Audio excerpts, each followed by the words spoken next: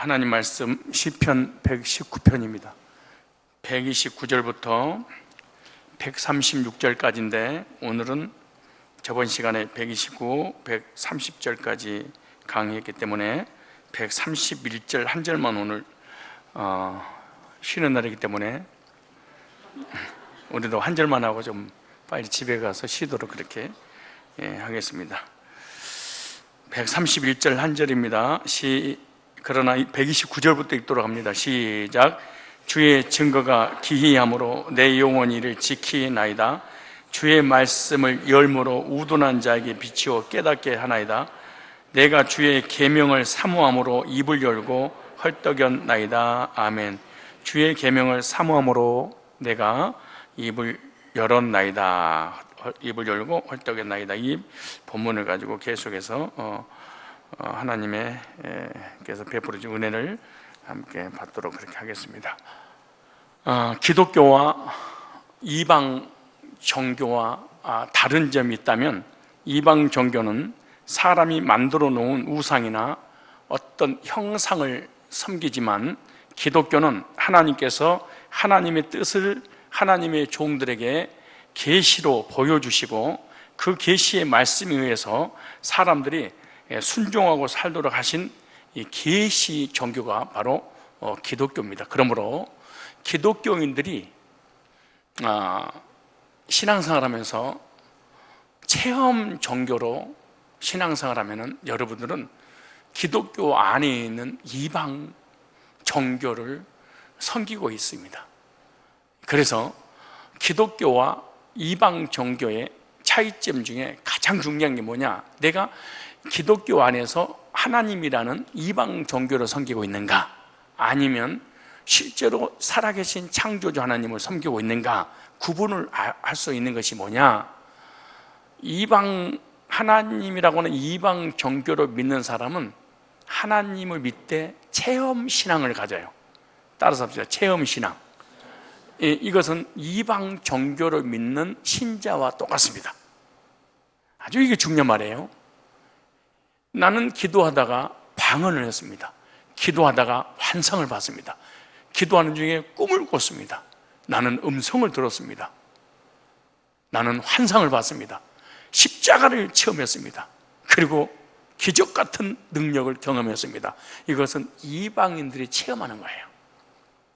이 이방인들이 체험하는 이 체험을 야차르 체험이라 육체가 체험했다 그 말이에요. 이건 영적인 체험이 아니에요. 그것은 기독교인들도 잘못하면 예수님의 이름으로 이방 종교에 빠질 가능성이 많아요. 그래서 기독교는 체험의 종교가 아니에요. 기독교는 말씀의 종교예요. 무슨 종교? 기독교는 말씀을 체험하는 거예요. 말씀을 만나는 거예요. 말씀이 육신이 된 이 땅에 오신 그리스도를 성경으로 만나야 되는 거예요. 그래서 하나님과 나 사이는 하나님께서 내게 주신 약속이 있는가 없는가, 즉 하나님이 나에게 계시하신 그 말씀을 내가 가지고 있는가 아니면 체험을 했는가, 아주 중요한 거예요. 근데 지금 기독교 안에 신앙생활하는 무수히 많은 사람들이 거의 다 이방 종교가 체험하는 체험적 신앙, 이걸 자연 종교라 그렇게 말하는 거예요. 잘못하면 우리가 이 엄청난 고통과 저주 가운데 살다가 지옥 갈 수 있는 가능성이 많아요. 기독교인들이. 왜냐하면 체험 종교에 빠져서 그런 거예요. 우리는 이런 신앙을 체험했던 신자들의 간증을 들으면 부러워하다 못해 사모해서 주님, 공평하신 주님이라 하시면서 왜 차별하시는 거예요? 누구는 들려주시고 누구는 안 들려주시는 거예요? 이럴 수는 없는 거예요. 저도 안 믿을 거니까 들려주세요. 막 이러면서 덤벼드는 사람들이 너무 많아. 이게 아주 위험한 종교에 빠져버린 거예요. 이 사람은 설사 그런 음성을 하나님이 들려주셨다 할지라도 이 사람은 지옥 갑니다. 천국 갈 수 없습니다. 하나님께서 직접 만나주셨어도 천국 갈 수 없는 거예요. 왜? 기독교는 체험 종교가 아니고 이방 종교가 아니고 계시 종교. 하나님께서 하나님의 종들에게 말씀하시고 그 말씀을 들려주고 그 말씀을 내가 믿고 하나님께 내주신 약속으로 받는 거예요. 그래서 계시는 두 가지가 있는데, 하나는 성경 66권, 완전 난 계시. 두 번째, 예수 그리스도가 계시의 종결자입니다. 그래서 요한복음 1장 14절에 보니까 말씀이 육신이 되어 이 땅에 오신 예수님께서 하나님이 어떤 분이신가를 계시를 해준 거야. 내가 어떤 존재다. 나를 본 자는 하나님을 보았거든 어찌하여 나를 하나님 보여달라고 하느냐. 도마에 그렇게 말씀하잖아요. 그리고 성경 66권. 그래서 이 성경 안에 있는 말씀과 이 안에 계신 예수 그리스도, 이것 하나님께서 우리에게 주신 특별 계시다, 그렇게 말하는 거예요. 그래서 기독교는 이방 종교처럼 체험 종교가 아니에요. 체험이 없다는 것은 아니지만 그 체험을 통해서 우리가 하나님 만나서 구원받고 천국 가도록 하지 않았어요. 그래서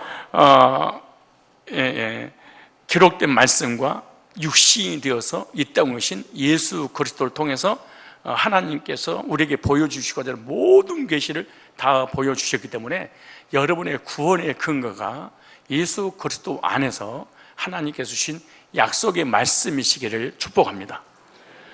그래서 예수 그리스도를 하나님의 자기 계시 현현이다, 그렇게 말합니다. 하나님께서 자기를 계시해 주신 것이 누구냐? 예수님이에요.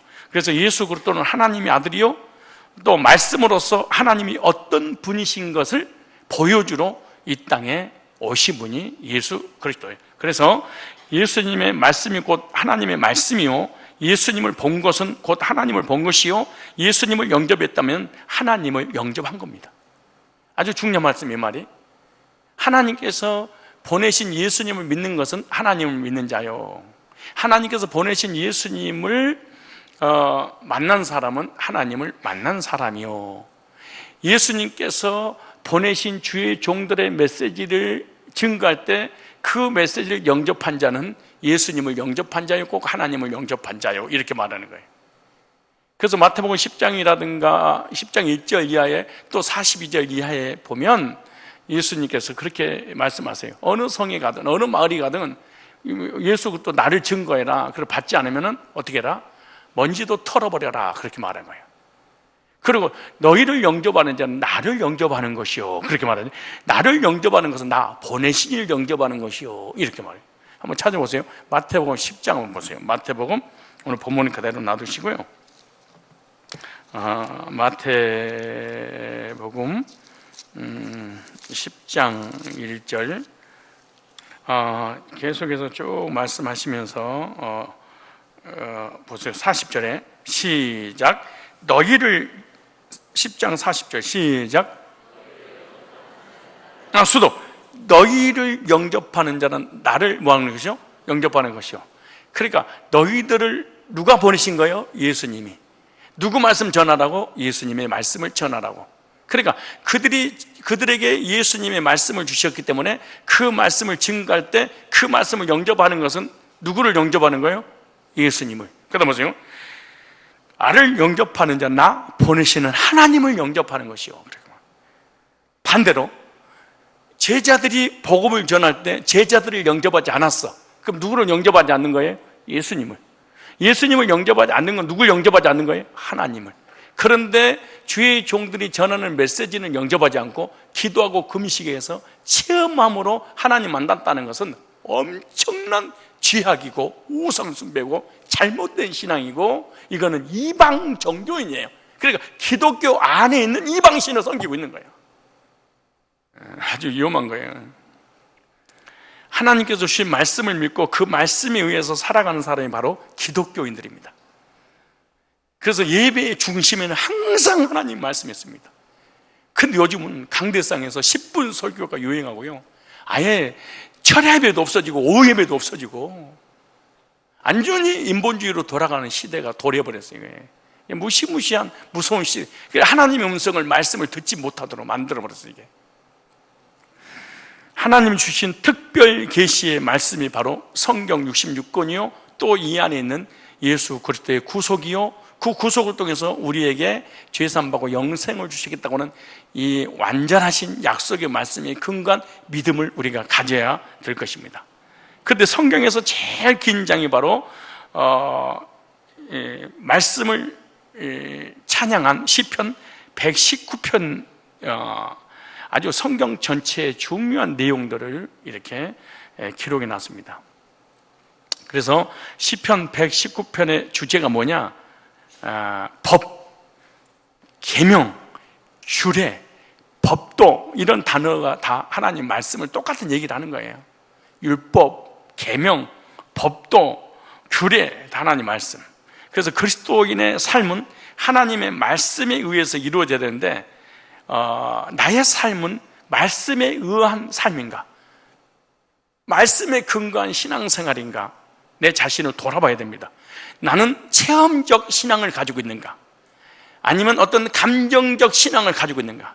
아니면 어떤 환경의 변화에 따라서 내 신앙이 왔다 갔다 좌우되는가? 한번 생각해 봐야 됩니다. 사람이 말씀이 충만하지 않으면, 말씀이 내 안에 거하지 아니하면 환경에서 너무 쉽게 내가 무너져 버립니다. 그러나 어떤 시련과 환난과 고난과 역경 가운데서도 말씀이 내 안에 잘밖에 못처럼 바뀌었으면 이 말씀이 환경을 지배합니다. 이게 그리스도인의 능력입니다. 여러분들이 환경을 내가 이겼냐 졌냐, 이것이 가장 중요한 게 뭐냐? 내 안에 말씀이 충만하냐 충만하지 않느냐예요. 나는 목사님 시험 들었어요. 목사님, 나는 삶이 너무 어려워요. 나의 인생에서 늘 오만 불평이 나와요. 그럼 반대로 얘기하면 내 속에 하나님의 말씀이 거하지 않아요 같은 말이에요. 여러분, 시험 들고 넘어지는 사람들 교제 한번 나눠보세요. 두말할 것도 없이 속에서 말씀이 한 절도 나오지 않아요. 우리가 이 세상에서 살아가며 있어서 세상을 이길 수 있는 능력이 어디서 나오냐? 감정도 환경도 어떤 좋은 상황이 아니에요. 하나님의 말씀에 의해서 우리가 승리하게 되는 것입니다. 오늘 우리가 이 쉬는 날인데 운동도 하고 체육대회도 하고 함께 좀 즐거운 시간들을 많이 보냈을 거 아니에요? 그래도 그 피곤한 몸을 이끌고 교회에 나온 이유가 뭐예요? 하나님의 말씀을 듣고 영적으로 회복되어서 승리하고 싶은 그런 사모함 때문에 이 자리에 온 줄로 믿습니다. 우리가 그냥 말씀이 없다면 뭐하러 나오겠습니까? 교회 하나의 종교에 불과한 것이지. 오늘도 말씀으로 승리하시기를 바랍니다. 말씀의 삶을 사는 것이 바로 만사 형통의 비결입니다. 만사가 형을 통해서 온다는 얘기가 아니고, 만사 형통, 하는 일마다 잘 되는 일이 뭐냐? 그 말씀으로 충만해지는 길밖에 없습니다. 예수님이 그러시잖아요. 말씀은 떡도 되고 밥도 되고 돈도 되고 명예도 되고 권세도 되고, 말씀이 모두 문제 해결이다. 여러분 인생의 성공자가, 승리자가 형통하게 되기를 원한다면 말씀에 미치는 그런 삶을 살아야 됩니다. 말씀 미쳐야 됩니다. 그리고 너무 힘들다, 너무 고통스럽다, 말씀 앞에 나와야 됩니다. 다른 길이 없습니다. 여호수아 1장 8절 말씀에 보면 이 율법책을, 이 말씀을, 이 성경 말씀을 네 입에서 떠나지 말게 하며, 왜 신앙 고백하라는 얘기잖아요. 늘 말씀. 근데 신앙 고백 어떻게 하는 거예요? 내 속에 들어가 있는 것이 있어야지 신앙 고백을 하죠. 내 입에서 떠나지 말게 하며 주야로 그것을 묵상하며, 내 속에서 다른 것이 지배하지 못하도록 하나님 말씀을 그럼 어떻게 묵상하냐? 외운 게 있어야지 묵상이 가능한 거지. 아니, 머릿속에 아무것도 없는데 뭐가 묵상이 됩니까? 들어있는 게 있어야지. 사람은 뇌 속에 들어있는 것을 끄집어내서 묵상하게 돼 있거든. 여러분 지금 묵상하고 있는 그것이 여러분에게 영향을 끼쳐서 그러는 거예요. 지금 여러분 지금 머릿속에 생각나는 거 있죠? 그것이 여러분을 지배하고 있는 거야. 오늘 충서 목장 야유회 갔었잖아요. 근데 여러분 그 속에 그러는 거예요. 내가 그거 1번을 했어야 되는데 내가 1번을 놓쳤구나. 그래서 이 사람은 늘 그 머릿속에 말씀을 묵상해야 되는데, 내가 1등을 했으면 내가 1등 상품을 받을 것인데 목사님이 그걸 차지하는 바람에 나한테 늘 그 생각만 해요. 이 속에 뭘 묵상하느냐에 따라서 그 사람 입에서 튀어나온 기거가 돼. 그렇지 않겠어요? 사람은요, 최근에 영향받은 거 있죠. 따끈따끈한 것이 대화 중에 흘러나온다는 거야. 여기서 그 가운데 기록된 대로 다 지켜 행하라. 그럼 네 길이 뭐 할 것이요? 평탄할 것이다. 그리고 형통하리라.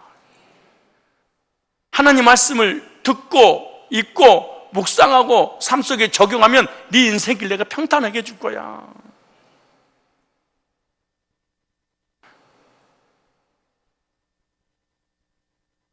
다들 평탄한 길을 살고 싶어. 다 형통하기를 원해.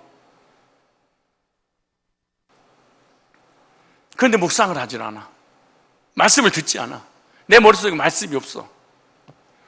우리의 삶이 평탄하고 형통해지는 비결은 하나님의 말씀의 삶을 사는 것밖에 없는 줄로 믿으시기 바랍니다. 그래서 신앙생활에 있어서 가장 중요한 게 말씀의 삶이에요. 어떻게 하나님의 말씀의 삶을 살아야 되느냐. 오늘 시편 119편에 계속해서 말씀하고 있는데 이 시편 119편을 기록한 시편 기자는요, 오늘 131절 이렇게 말합니다. 내가 주의 계명들을, 내가 주의 계명이란 말은 율법을 얘기하는 게 아니에요. 하나님의 모든 말씀을 얘기하는 거예요. 내가 주의 계명들을 뭐함으로? 사모함으로 그랬습니다. 사모함. 내가 입을 열고 어떻게 했다? 헐떡였나이다. 운동하고 난 다음에 헐떡거리는 거 있잖아요. 시편 기자는 내가 주의 계명들을 사모함으로 내가 입을 열고 헐떡였다고 이렇게 고백을 해요. 우리들도 주님의 십자가 복음의 말씀을 갈망하며 찾을 때가 있는데 그 말씀을 우리가 찾으면 그 말씀이 너무 달콤하고 감격스러워서 헐떡거리면서 찾을 때가 있습니다. 목마른 사슴이, 목마른 사람은요, 물 마실 때 헐떡거리면서 마십니다. 여기 보니까 여기 사모함으로 이 단어가 야아부라는 단어입니다. 야아부 이런 단어. 간절히 바라다. 시편 기자가 그렇게 형통의 복을 받을 수 있는 게 뭐냐? 여러분처럼 수협에 나와가지고 아니, 여러분 이거 정말 여러분 신앙 정말 점검을 해야 돼. 이 속에 사모함이 없잖아요. 그러면은 말씀을 듣는 태도로 보면 난 알아요. 이 속에 사모하는 마음이 없으면 말씀을 들어도 다 반응이 없어. 오늘 본문에 어떻게 해서요? 사모함으로 시편 기자는 이 말씀을 이렇게 사모하였구나, 갈망이 있구나, 그렇구나 이렇게 쳐다보잖아요. 그런데 이 사모하는 마음이 있으면 이렇게 쳐다봐. 이게 그럼 여러분 머릿속에 다른 것이 들어가 있어서 그런 거예요. 간절히 바라다, 열망하다, 그리워하다. 그래서 사람은 사모하는 것이 있어서 그리워하고 열망하고 그런 거 아니겠습니까? 그래서 시편 기자는 자신의 주님의 계명들을 너무너무 사모하기 때문에 간절히 바란다 이렇게 말해. 이것은 자신의 마음에 오로지 주님의 말씀만 열망하면서 바라보는, 그러니까 이 다윗의 머릿속에는 다른 것이 물질이든 왕자리든 권세자든 직장이든 사업이든 자녀들이든 가족이든 아내든 아무것도 머릿속에 들어오는 게 아니고 오직 이 사람은 미쳤어. 약 먹을 시간이야. 오직 말씀만. 미친 거야 이게. 아내가 죽고 자식이 죽고 가족들이 완전히 망연자실할 그런 자리인데도 이 사람은 말씀을 듣기를 너무너무 사모해서, 그리고 이 사람 인생의 모든 우선순위는 하나님 말씀을 사모하는 데 있어요.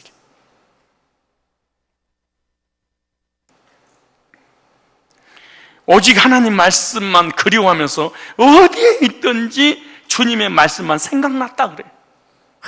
우리들도 오늘 휴일인데, 공휴일인데 이렇게 놀고 돌아다니고 즐거운 시간을 보냈어도 늘 수요 예배만 사모하면서 빨리 이 휴일 시간 빨리 가야 되는데, 그래야지 수요 예배 드리는데 오늘 하나님께서 나에게 뭐라고 말씀하실까 숨을 헐떡거리면서 나온 줄로 믿습니다. 그럼 아멘 안 해도 다 알아. 내가 왜 나왔겠어. 그 좋은 휴일 말이에요. 1년에 몇 번 오지도 않는 건데 말이야. 그것도 시편 기자는 주님의 말씀만 생각하면서 인생을 살아가겠노라고 각오를 했습니다. 나는 말씀 외에 내 머릿속에 그것도 들어올 수 없다. 이게 정말 쉬운 일이 아니에요.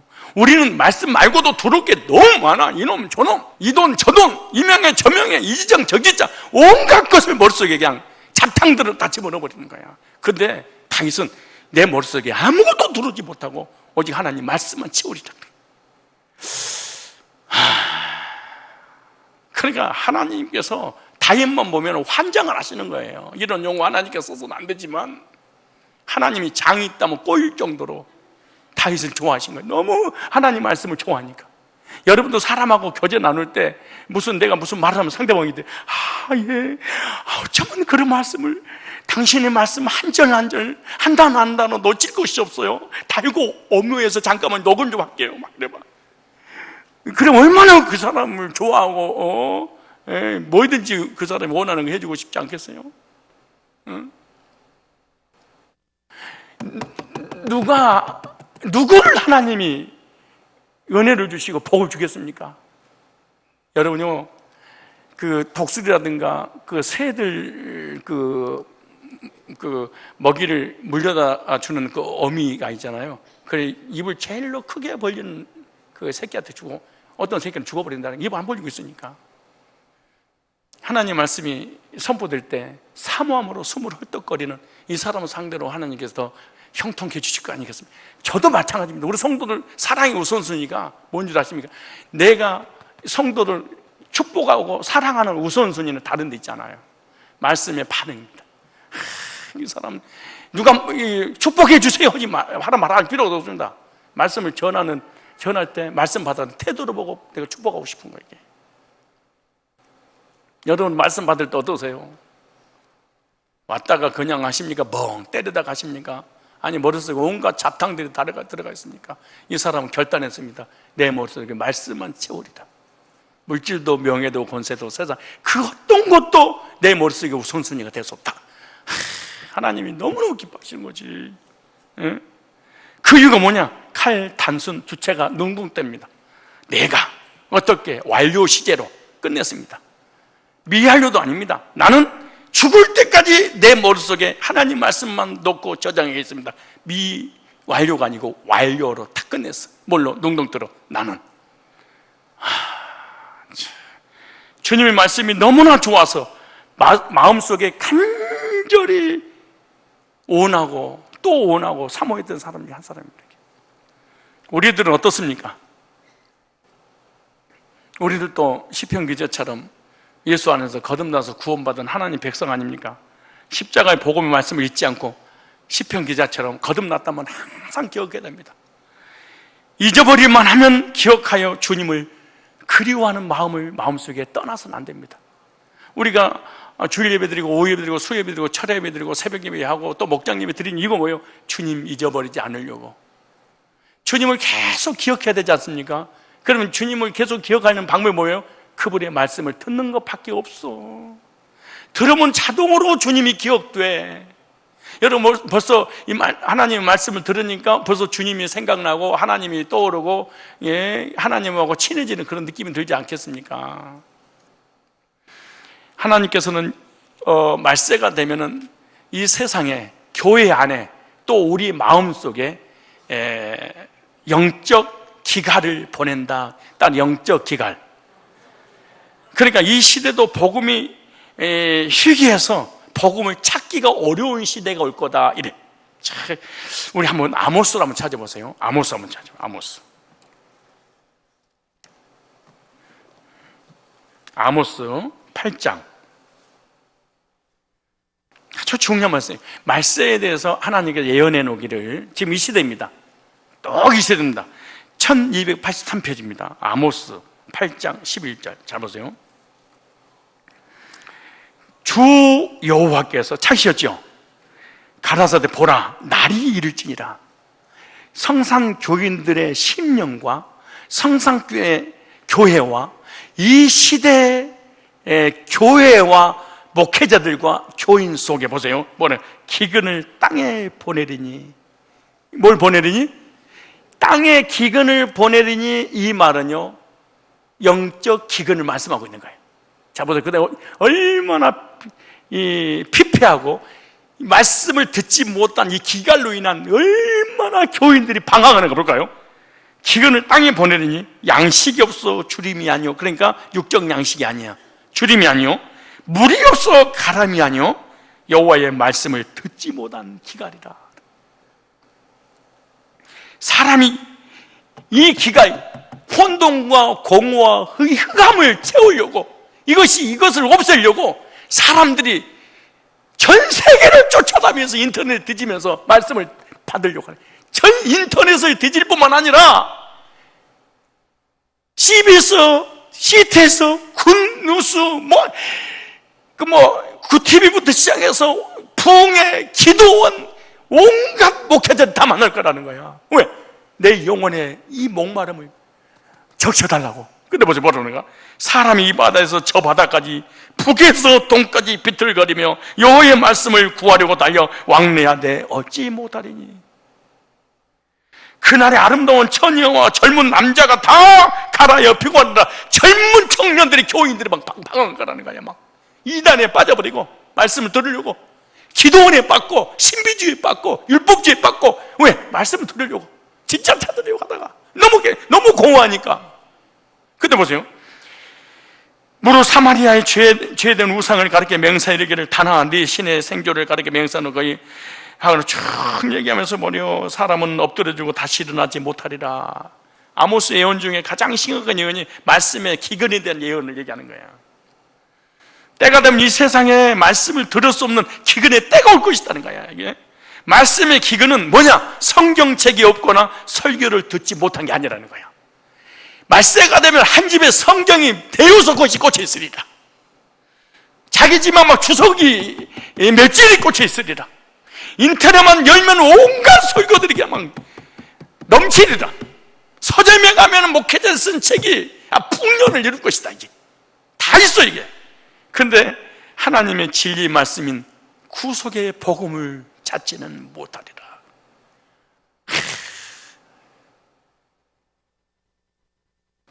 여기 11절에는 11절 다시 보세요. 시작. 주 여호와께서 가라사대 보라, 날이 이를지니라. 내가 기근을 땅에 보내는 양식이 없어 주림이 아니요 물이 없어 가람이 아니요 여호와의 말씀을 듣지 못한 뭐라? 기간이라. 하나님의 말씀을 듣지 못한 기근, 양식이나 비가 오지 않는 기근이 아니에요. 비가 오지 않아서 양식의 기근에 물의 기근은 없어진 게 아니에요. 물이라든가 양식이라든가 육신적인 건 너무너무 풍성하다는 거야.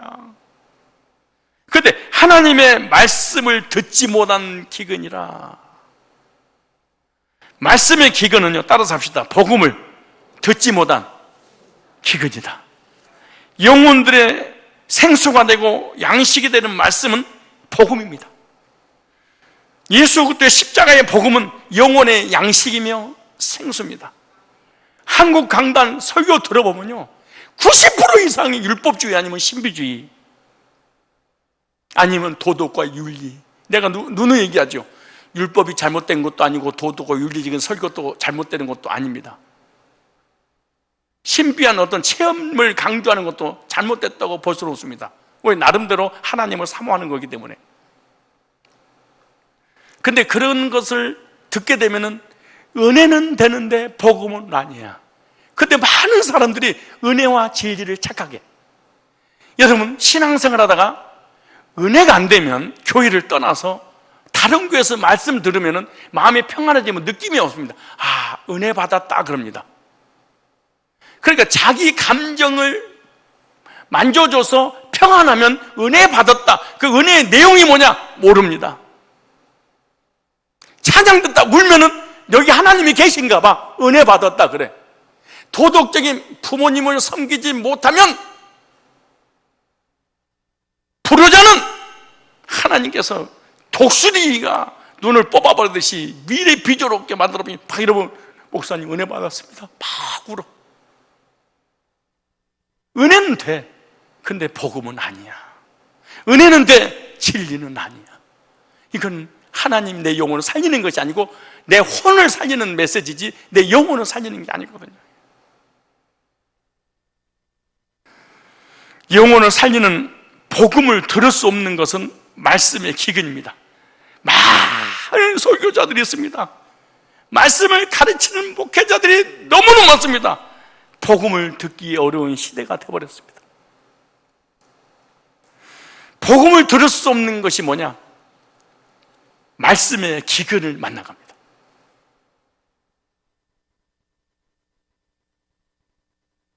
아무리 복음을 만나려고 팔방을 헤매도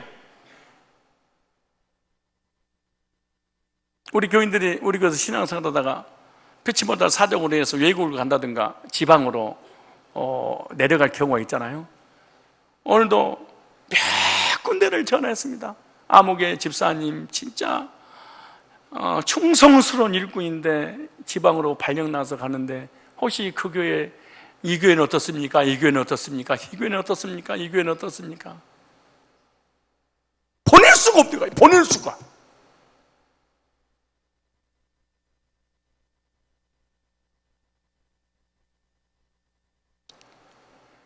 아이를 낳고 아무 데나 맡길 수 없잖아요. 교인들이 신앙생활 교회를 떠날 수밖에 없는 그런 환경이 주어질 때 복음을 들을 수 있는 교회가 널려 있어야 되잖아요. 널려 있어야지. 영혼을 살리는 복음을 들을 수 없는 기근, 복음을 들을 수 없다는 것은 말씀의 기근이다. 그래. 보세요. 12절에 보세요. 12절에 시작. 사람이 이 바다에서 저 바다까지 북에서 동까지 비틀거리고 여호와의 말씀을 구하려고 달려 왕래하되 얻지 못하리니 내 마음속에 혼돈과 공허와 이 흑암으로 인하여서 영적으로 방황하고 정신적으로 시달리고 너무너무 아무리 기도하고 예배드리고 찬양하고 은혜를 받아도 채워지지 않는 이 공허. 그래서 오늘은 네이버에 들어갈까? 아니면 다음에 들어갈까? 구글에 한번 들어가 볼까? 이번엔 CBS 한번 들어볼까? 아니 CTS를 들어볼까? 오늘은 서점에 가서 유명한 목사님 책을 한번 읽어볼까? 아니야. 기도원에 한번 갈까? 한번 금식을 해볼까? 저 유명한 봉사 때 가면은 은혜 받을 수 있을까? 북쪽에서 동쪽까지 비틀거리며 말씀을 구하려고 돌아다닌다는 거야. 이 복음을 들어보려고, 내 영적 목마름을 채워보려고 아무리 신앙생활을 50년 해도 이 공허가 해결이 안 되는 거야. 이게 방언도 하고 율법도 지키고 기도도 하고 직분도 맡아보고 온갖 것을 다 해봤는데 해결이 안 된다는 거야. 어디에 가서도 말씀을 구하지 못하는 기근이 말세에 사는 교인들의 마음 속에, 영혼 속에, 교회 속에, 목회자 속에 있다는 거예요. 이 산, 저 산, 이 바다, 저 바다, 이 나라, 저 나라, 동서남북을 가르면서 복음을 찾아 헤매지만은 복음을 찾지 못한 기갈이다. 말씀이 없는 것도 아니에요. 설교가 없는 것도 아니에요. 목회자가 없는 것도 아니에요. 성경 안 하는 것도 아니에요. 교회가 없는 것도 아니에요. 나를 거듭나게 하는 구속사가 없구나. 이게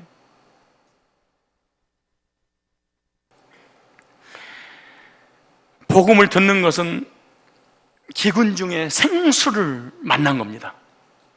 많은 사람들이 복음을 듣지 못해서 기갈을 당하고 있는데 지금은 복음의 기갈이며 말씀의 기근이 와버렸습니다. 지금 이 시대가 거의 강단에서 신비주의는 은사 터뜨리는 얘기, 정통교회는 율법 전하는 얘기, 아니면 도덕 얘기, 윤리 얘기, 세상 얘기, 정책 얘기, 아주 진짜로 복음으로 강의하는 데가 없어. 그 다음 보세요. 13절에 다시 보세요. 다시 한번 13절 봐보세요.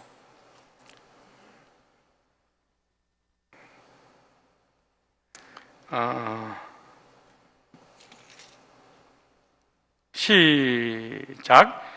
그날에 아름다운 처녀와 젊은 남자가 다 갈아여 피곤하리라.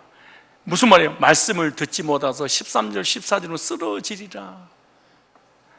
아름다운 처녀와 젊은 남자가 갈아여 쓰러지는데 말씀의 기근에는 젊은 사람들도 갈아여 쓰러지리라. 말씀을 먹지 못해서 쓰러진다는 거야. 방황한다는 거예요.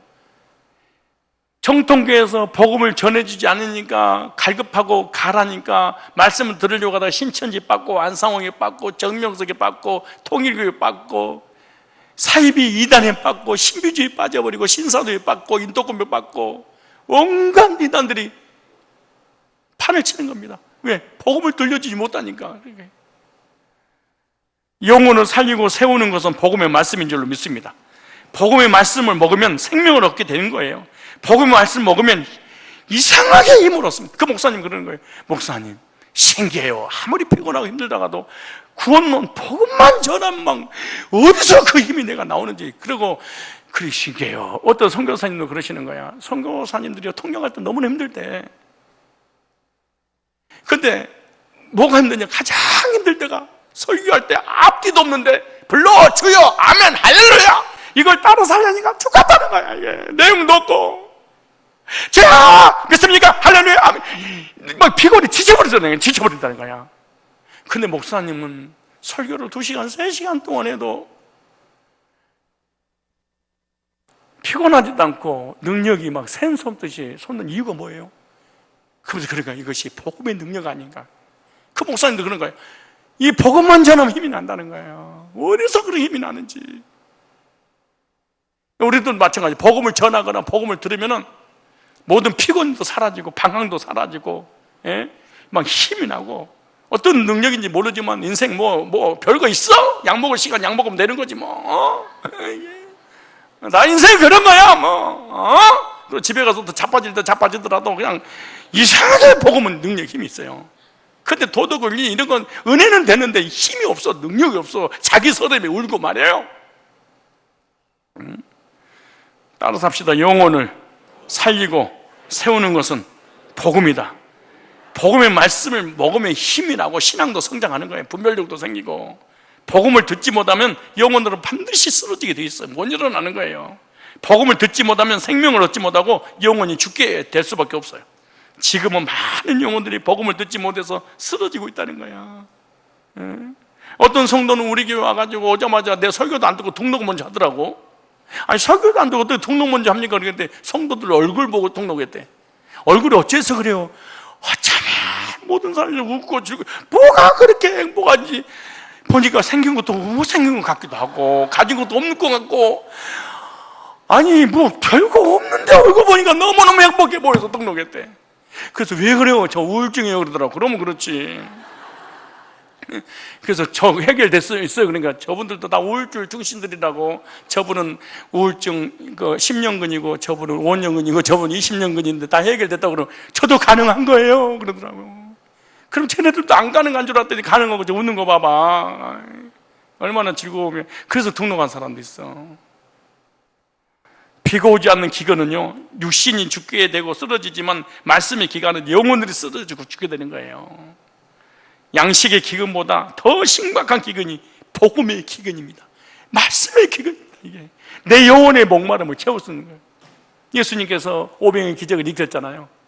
그러니까 예수님을 유대인들이 왕으로 삼으려고 막 예수님 왕 안 한다고 그래도 왕 하셔야 된다고. 아니 싫다고. 아니 하시라고. 못한다고. 그래 막 끝까지 쫓아와. 그래 도망가 버렸어. 그러다가 그래도 막 쫓아와. 막 제자들이. 그러니까 예수님이 그러시는 거야. 나는 오병이어라고 하는 이 기적을 행하신 그분이 누군지 알았다면.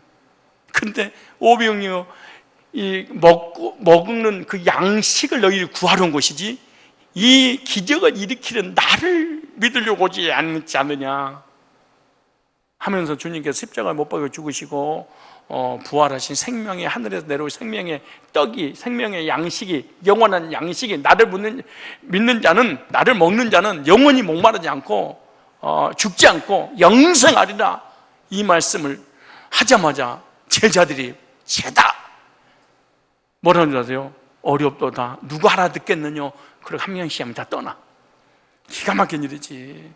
그래서 다 여러분 기적을 체험하고 은사 체험하면요 은혜는 된다니까 복음을 전하면 떠나버려요 사람들이. 그러니까 예수님이 너무 기가 막혀서 너희들도 가려느냐 그래. 얼마나 슬프셨을까. 떡 주면 오고 떡 주는 이는 안 믿고 그게 다 가버리는 거예요. 너희도 가려느냐. 베드로 예수님께서 베드로 하나 보고 목회하신 것 같아. 낙심하면 쓰러지고 진짜 나 십자가에 너희를 줘서 안 죽어버리고 그냥 올라가 버려. 이렇게 마음은 안 먹으셨겠지만 나라면 그렇게 마음 먹었겠다 그 말이에요. 아유 이 싸가지들 얼마나 성질나겠어. 죽어 이제 뺨 맞은 게 말 되냐고. 실컷 먹을 거 입을 거 마실 거 다 해줬더니 도리어 예수님이 죽이려고 하니까 그때 베드로가 다 나타나서 말이야, 영생의 말씀이 주께 있사오니. 야, 소름 돋는 얘기 아니에요?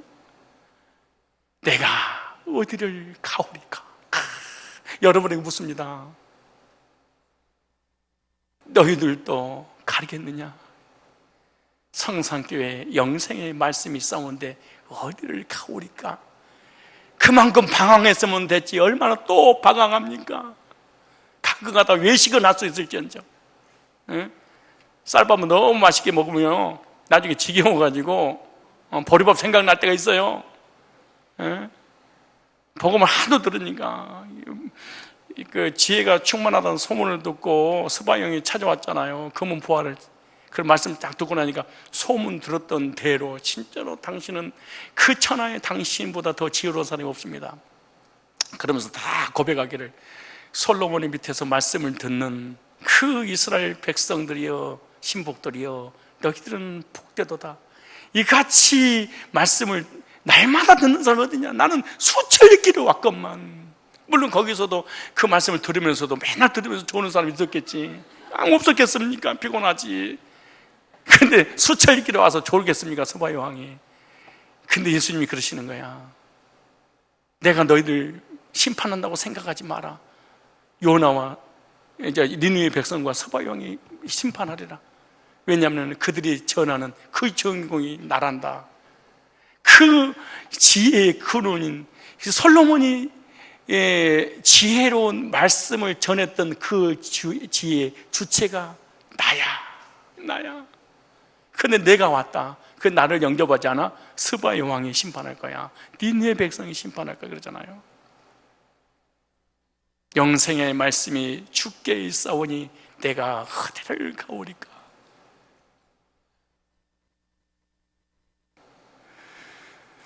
시편 기자는 이렇게 말합니다. 내가 주의 계명들을 뭐함으로? 사모함으로 내가 입을 열고, 내가 열고, 이 말이 파하르를 한답니다. 열고 파하르, 입을 크게 벌리다라는 뜻입니다. 최대한 외칠 만큼 외친다 이런 뜻입니다. 이 소프라노가 입을 여러분요, 이게 나는 이 소프라노의 음성을 좋아하는 것이 아니고요, 소프라노가 이 베이스, 엘토, 테너, 소프라노 이 네 가지가 예를 들어서 어떤 조합이 이루어질 때, 그래서 이 다 각자의 음성이 하나의 하모니가 되어서 한 음성으로 들리면서 맨 마지막에 올라갈 때 끝머리가 꼭 소프라노 싹 여운을 남기면서 끝내는 게 있어요. 참 아름답잖아요 이게. 근데 뭔 얘기하다가 또 소프라노를 얘기를 했냐. 그때 입을 크게 해서 막 이렇게, 내 목소리, 이런 목소리는 아니지만, 돼지 먹다는 소리는 아니지만, 아무튼 이런 목소리를 할 때 최대한 복식호흡하면서 그 아름다운 소리가 이 목에서 나오는 게 아니고 입에서 나오는 것이 아니라 속에서 나오는 것처럼 이 시편 기자는 입을 크게 열었다 그래요. 주님의 복음 말씀을 사모함으로 입을 크게 벌려 외쳤다 이렇게 말하는 거예요. 우리들도 예수 그리스도의 십자가의 구속의 복음 말씀을 입으로 시편 기자처럼 선포하며 살라 그 말 아니에요. 내 안에 계신 예수 그리스도의 십자가의 복음 말씀을 입으로 선포한다 그 말 아니에요. 내 안에 계신 예수 그리스도를 선포할 때 어떤 영적인 힘이 나오는 거예요. 현재 나의 삶의 입술로 주님의 이 놀라운 구속의 은혜와 복음들을 선포하고 있는가? 내가 구원의 은혜를 받았다면 항상 주님의 말씀을 입으로 시인하는 그런 삶을 시편 기자처럼 살아야 된다는 거예요. 시편 기자는 자신의 입술로 주님의 계명의 말씀을 선포하기로 마음에 다짐을 했다는 거야. 그러니까 내 머릿속에 하나님 말씀만 입력하기로, 저장하기로, 다른 어떤 것도 내 머릿속에 들어오지 못하도록 내가 완료신을 사용해서 단순 능동태로 내가 내 속에 내가 이 말씀을 저장하기로 먹었다. 그런데 뭐라고 얘기했냐면, 이 말씀을 저장한 것을 끄집어내서 이 평생 동안 입술로 내가 주님만 얘기하리라. 내 구원의 노래를 찬양하리라. 그 이유가 칼 단순 운동체 완료 시제를 사용하겠습니다. 우리들도 마음이 흔들리면 안 됩니다. 주님의 십자가의 복음을 입술로 선포하기로 작정을 해야 됩니다. 내 입에 언어는 한번 여러분 생각해 봐요. 오늘 하루 종일 살아가면서 여러분의 입술의 언어들은 어떤 언어들이 나갔습니까? 시편 기자는 그렇게 말합니다. 나는 내 머릿속에 하나님 말씀만 저장하리라. 내 머릿속에 아무것도 들어오지 않도록 내가 차단할 거야. 그리고 나를 만나주신 그 주님의 구속의 은혜들만 내 입술로 자랑할 거야. 크게 울 거야.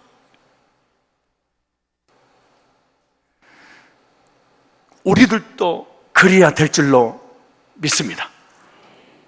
여기 한 절만 하고 마치겠습니다. 내가 주의 계명들을 사모함으로 내가 입을 열고 어떻게 했어요? 헐떡였나이다. 헐떡였단 말이 샤하프라는 단어입니다. 샤하프, 히브리어로 헐떡거리다, 갈망하다, 기다리다 이런 뜻입니다. 헐떡거리고 갈망하고 기다리는 거예요. 시편 기자는 주님의 말씀을 사모하고 있으니 입을 열고 헐떡였다. 이것은 주님의 생명의 복음 말씀을 너무나 사모하고 열망하여 기다렸습니다. 우리가 갖고 싶은 것이 있으면 전심으로 그것을 손에 넣기 위해서 생각하고 갖기 위해서 실행에 옮기는 것처럼 시편 기자는 주님 말씀을 듣고 배우기를 너무너무 갈망했다는 거예요. 여러분도 하나님 말씀을 복음을 갖고 싶어서 은혜 받고 싶어서 기다리고 사모하고 갈망하고 있습니까? 그래서 수요예배에 나온 줄로 믿습니다. 시편 기자는 주님 말씀 너무나 사모하여 즉시 입을 열어 하나님의 말씀을 달라고 선포합니다. 그리고 마음에 주님 말씀을 간직하여 떠나지 않도록 할 것이며, 이렇게 주님 말씀을 헐떡였다는 것은 자신 스스로 마음에 우러나와서 했다 그 말입니다. 누가 시켜서가 아니고 누가 권면해서가 아니고, 그 이유가 뭐냐? 와우 접속사입니다. 즉시로 나는 하나님의 말씀을 갈망하고 사모하여. 칼 단순 논동태입니다. 우리들도 예수 그리스도의 진리의 말씀을 마음에 헐떡거리면서 갈망해야 될 줄로 믿습니다. 목이 타면 물을 간절히 찾듯이 영혼의 생수 되시는 예수 그리스도를 우리는 간절히 찾아야 됩니다. 주님의 복음 말씀을 열망하면서 주님께서 주실 은혜의 생수를 기다려야 됩니다. 이제부터 우리 마음에 주님의 십자가의 복음의 말씀을 간절히 시편 기자처럼 찾는 우리들이 되어야 될 줄로 믿습니다. 다윗은요, 재물을 얻는 것보다 말씀을 더 즐거워하고 더 사모하고 금은보화보다 좋아했대. 여러분은 예수님이 더 좋아요? 복음이 더 좋아요? 돈이 더 좋아요? 금은보화가 더 좋아요?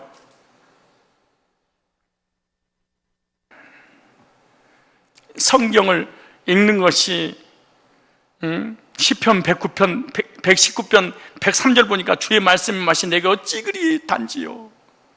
내 입에 꿀보다 더하니이다. 꿀보다 더하니이다.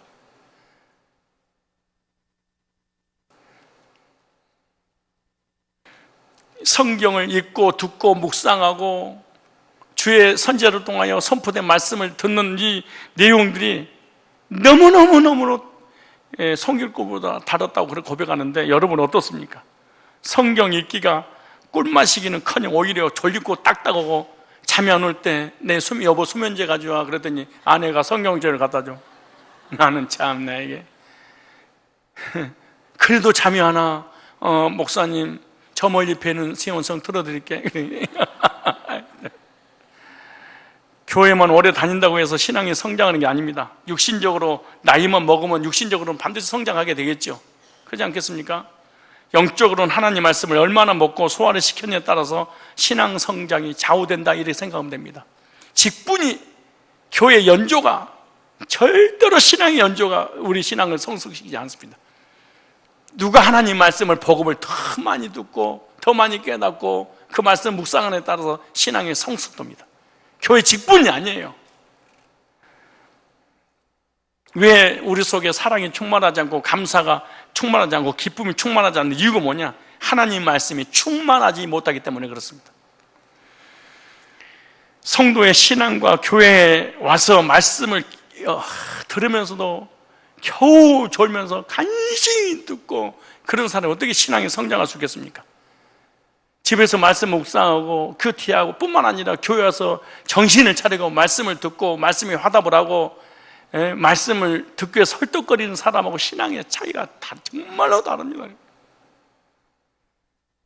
하나님의 말씀으로 더불어 사는 성도는 벌써 그 신앙이 현저하게 다른 사람하고 비교된다는 사실을 깨닫게 되어야 될 것입니다. 이사야서 66장 2절을 보니까 나 여호와가 말하노라 내 손이 모든 것을 지었으므로 그들이 생겼느니라. 부른 마음이 가난하고 심령이 통회하며 내 말을 듣고 떠는 자 그 사람은 내가 돌보려니와. 그래.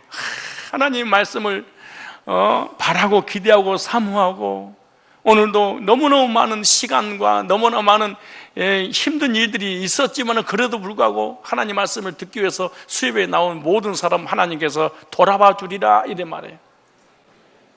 오늘 수협에 나오신 모든 분들, 우리 하나님께서 여러분의 가정도 직장도 가족들도 사업도 여러분의 인생사 평탄하고 형통하도록 주님께서 돌아봐 주실 줄로 믿습니다.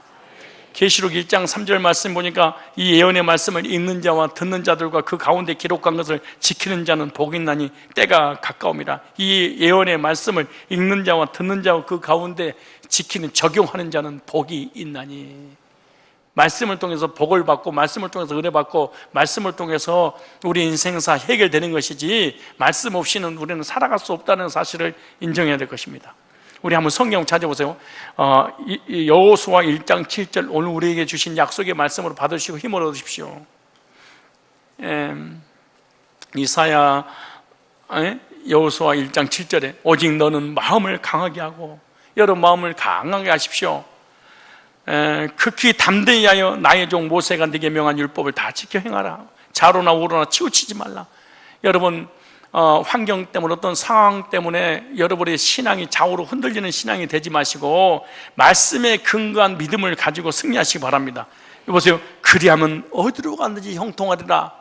감정 따라 신앙생활 하지 마세요. 환경 따라 하지 마세요. 어떤 상황 따라 하지 마세요. 하나님 말씀에 근거해서 여러분의 믿음을 갖고 있다면 어디로 가든지 말이라 형통하리라. 그리고 우리 형통케 평탄케 하는 근원이 뭐예요? 말씀입니다. 말씀.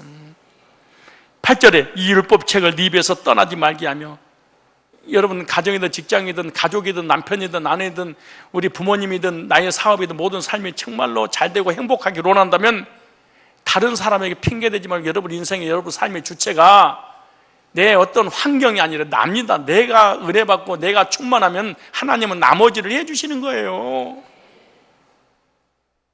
근데 우리는 거꾸로 네가 바로 쓰면 내가 쓸게 이러면 안 돼요. 내가 목마르면 내가 물을 먹어야지, 네가 먼저 먹고 내가 먹게요. 그런 놈이 어디가 있어요? 오늘부터 모든 핑계를 다른 사람한테 두지 마세요. 하나님께도 두지 마세요. 누구에게? 나에게. 내가 뭐가 없구나? 말씀이 없구나.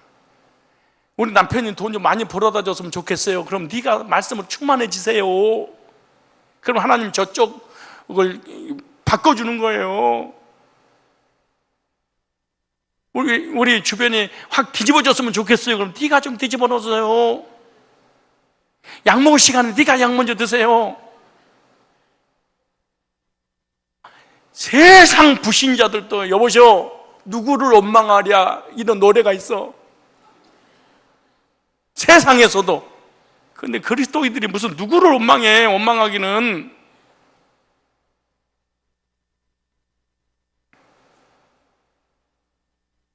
이 율법책을, 이 복음을 네 입에서 떠나지 말게 하며 주야로 그것을 묵상해 그 가운데 기록한 대로 다 지켜 행하라. 그래야만 네 길이 평탄하게 될 때까지 네가 뭐하리라? 형통하리라. 9절에 시작. 내가 네게 명한 것이 아니냐. 마음을 강하고 뭐하고? 마음을 강하게 하고. 여러분 시련과 고난과 역경이 없는 사람이 어디가 있어? 감기 나면요, 감기가 걸려서 너무너무 고통스러워서 너 내 마음 몰라서 나 너무 힘들어, 나 확 죽어버릴 정도 힘들어. 근데 드디어 약 먹고 고쳤더니 하나님 그것도 고쳤어. 근데 고치고 나니까 위장병이 생겼어. 또 위장병이 고치고 나니까 심장병이 생겼어. 심장병이 생겨서 고치고 나니까 관절이 앉아가지고 걷지를 못해. 우리 인생사 죽는 그날까지 항상 평탄하고 좋은 일만 있는 게 아니야. 크고 작은 바다에 파도가 있듯이 우리 인생사 크고 작은 시련과 고난의 파도가 있는 거야. 이제 나는 모든 고난 끝나서 조금만 기다려봐 다른 고난 와. 웃기고 있어요. 교회 속썩이는 집사들 다 나갔으니까 이제는 우리 교회 여기가 천국이야. 그런 소리지만 천국은 따로 있어. 여기가 어디 천국이야. 여기서 너무 좋은 일만 있을 것이라고 기대는 하는 건 좋지만 실망도 하게 되기 때문에 그러려니 하고 가끔 가다가 농담식으로 그러니까 바람 부는 대로 물결 치는 데 따라다녀봐.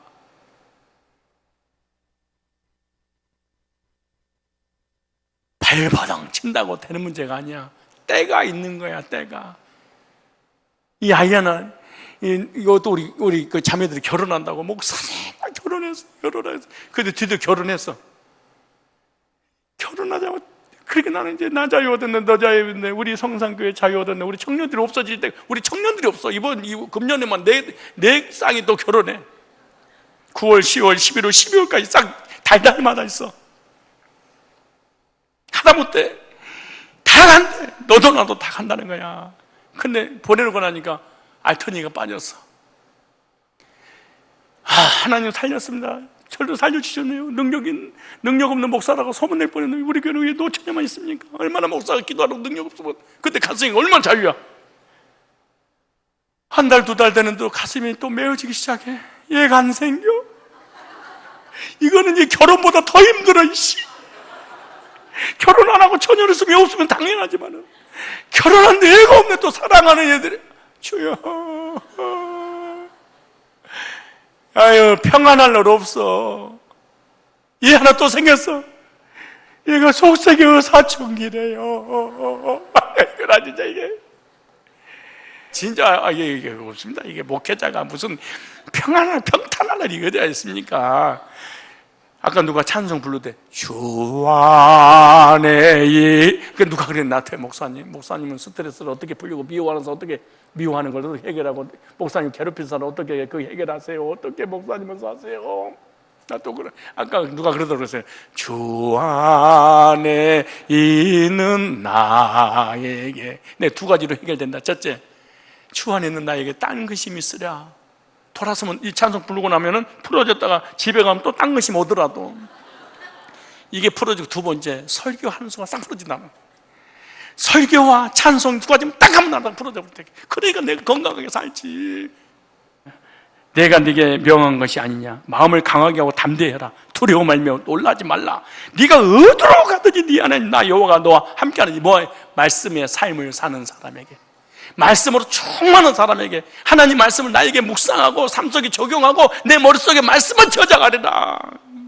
이 완료로 난, 그리고 이 말씀만 나는 생각나고 말씀만 입으로 고백하리라. 입을 크게 열고 난 선포하리라. 숨을 헐떡거리면서 말이에요. 이런 사람에게 하나님 어디로 가든지, 복 있는 사람은 악인의 길을 쫓지 아니 죄인의 길에 서지 아니 오만한 자의 자리에 앉지 아니 오직 여호와의 율법을 주야로 묵상하는 자다. 그는 시냇가에 심은 나무가 시절을 쫓아 과실을 맺으며 잎사귀에 마르지 아니하되 그 행사가 다 형통하리라. 그러나 말씀이 없는 사람은 겨와 같도다. 바람이 불면 겨가 날아가 버리잖아요. 말씀을 충만합시다. 이 말씀을 충만한 사람을 형통해 주십니다. 신앙생활하면서 좌로 흔들리고 우로 흔들리고 무슨 일 있으면 쉽게 시험에 드는 사람은 왜 그렇게 되냐? 하나님 말씀이 내 안에 거할 장소가 없었다는 겁니다. 어려운 일을 당하면 어떤 성도는 하나님 계시면 왜 이런 일이 나에게 벌어질까? 하나님이 계시니까 이런 일이 벌어지는 거야. 하나님이 안 계신다면 이런 일이 벌어질 일이 뭐가 있겠습니까? 하나님, 내 인생에 왜 이런 어려움이 올까요? 그러게 하기 전에 하나님께 예배드리고 말씀 받고 말씀을 충만하십시오. 다 때가 있고 하나님의 섭리가 있고, 우리는 하나님을 몰라. 전능하신 창조주를 어떻게 알아? 하루하루 그냥 사는 거예요. 그냥 하나님 인도하시는 대로. 생사화 복을 주관하신 분이 내가 아니요 하나님이지. 내가 잘 먹고 싶고 잘 살고 싶고 다 그러고 싶지. 그런 하나님 계획이 있고 뜻이 있어서 한 걸음 한 걸음 인도하신다고. 이것이 우리의 기독교인들의 믿음이지. 그러므로 오늘 저와 여러분들은 말씀을 즐거워하는 삶을 사시기 바랍니다. 그리스도의 삶의 비결은 말씀이었습니다. 말씀으로 사는 사람은 말씀을 듣는 태도부터가 다릅니다.